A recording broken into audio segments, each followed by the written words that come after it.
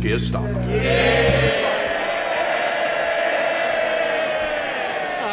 Thank you, Mr. Speaker. Can I start by warmly welcoming... Can I start... Listen to the Prime Minister. Can I just say, I expect people to listen to the Prime Minister. I certainly don't want the Leader of the Opposition shouted down. You might not like the day, but this is the day that we've got. Keir Starmer. Mr. Speaker, I'm not bothered. I assumed it was directed over here. Can I start by warmly welcoming the honourable member for Bury South to his new place and to the Parliamentary Labour Party. Mr. Speaker, like so many people up and down the country, he has concluded that the Prime Minister and the Conservative Party have shown themselves incapable of offering the leadership and government this country deserves, whereas the Labour Party stands ready to provide an alternative government that the country can be proud of. Mr. Speaker, the Labour Party has changed, and so has the Conservative Party. He and anyone else who wants to build a new Britain built on decency, security, prosperity and respect is welcome in my Labour Party. Every week, the Prime Minister offers absurd and frankly unbelievable defences to the Downing Street parties, and each week it unravels. I've been elected the chair. I don't need to be told how to conduct the business. So if somebody wants to do some direction, I'll start directing them out of the chamber. Keir Starmer. Mr. Speaker, I see the very noise. I'm sure the Chief Whip has told them to bring their own booze.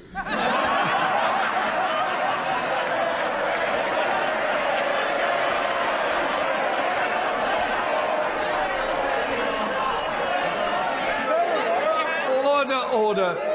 Let's try and get on with questions. It's going to be a long day if not. Keir Starmer. Mr. Speaker, first he said there were no parties. Then the video landed, blowing that defence out the water. Next he said he was sickened and furious when he found out about the parties, until it turned out that he himself was at the Downing Street garden party. Then last week he said he didn't realise he was at a party, and, surprise, surprise, no one believed him. So this week he's got a new defence. Nobody warned me that it was against the rules. That's it. Nobody told him. Since the Prime Minister wrote the rules, why on earth does he think this new defence is going to work for him? Bury South is now a Labour seat, Prime Minister. Order. Did somebody want me to apologise? No, somebody shouted apologise. I hope it wasn't aimed at me. No. And so we'll also have less from that corner, Keir Starmer. Thank you, Mr. Speaker. Not only did he write the rules, but some of his staff say they did warn him about attending the party on the 20th of May 2020. Now, I've heard the Prime Minister's very carefully crafted response to that accusation. It almost sounds like a lawyer wrote it. So I'll be equally careful with my question.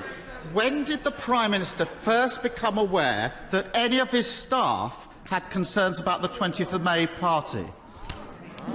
So, Mr. Speaker, apparently Sue Gray is going to tell the Prime Minister when he first became aware that his staff had concerns about the May 20th. The Prime Minister's account gets more extraordinary with each version of his defence. If the Prime Minister's new defence were true, it requires him to suggest that his staff are not being truthful when they say they warned him about the party.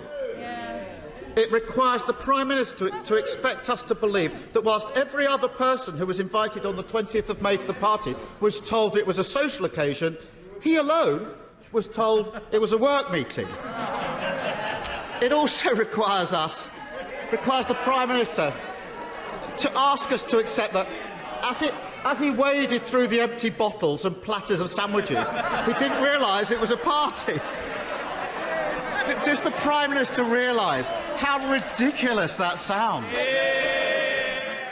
Mr. Speaker, if the Prime Minister thinks the only accusation he faces that he once had a beer with a takeaway, then Operation Save Big Dog is in deeper trouble than I thought.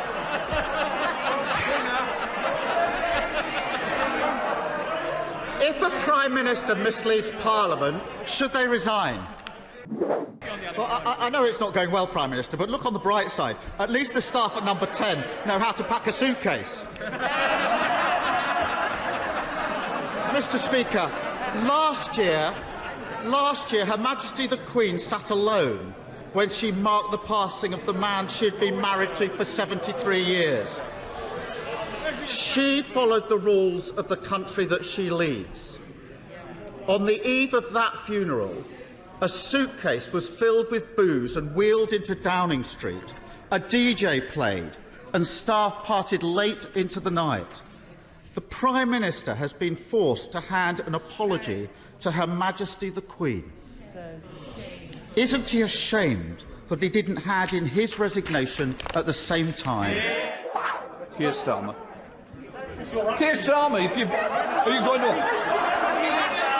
When we draw it. Order! Prime Minister, we don't want to go through that again. I'll make the decisions. The answer is that the next question I'm going back to Keir Starmer to ask his final question. Keir Starmer. Thank you, Mr. Speaker. Whilst the Prime Minister wastes energy defending the indefensible, people's energy bills are rocketing. Labour has a plan to deal with it. Axe VAT for everyone, provide extra support for the hardest hit, and pay for it with a one-off tax on oil and gas companies. A serious plan for a serious problem. What's the government offering? Nothing. Too distracted by their own chaos to do their job. While Labour was setting out plans to heat homes, he was buying a fridge to keep the party wine chilled. While we were setting out plans to keep bills down, he was planning parties. And while we were setting out plans to save jobs in the steel industry, he was trying to save just one job, his own. Doesn't the country deserve so much better than this out of touch, out of control, out of ideas, and soon to be out of office Prime Minister?